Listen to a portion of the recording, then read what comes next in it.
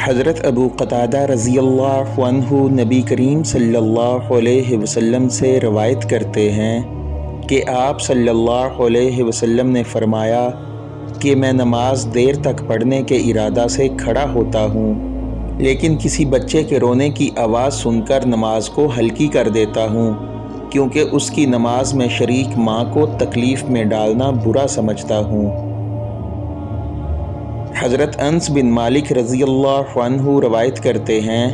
کہ نبی کریم صلی اللہ علیہ وسلم سے زیادہ ہلکی لیکن کامل نماز میں نے کسی امام کے پیچھے کبھی نہیں پڑھی۔ آپ صلی اللہ علیہ وسلم کا یہ حال تھا کہ اگر آپ صلی اللہ علیہ وسلم بچے کے رونے کی آواز سن لیتے تو اس خیال سے نماز مختصر کر دیتے تھے کہ اس بچے کی ماں رونے کی آواز سے کہیں پریشانی میں مبتلا نہ ہو جائے۔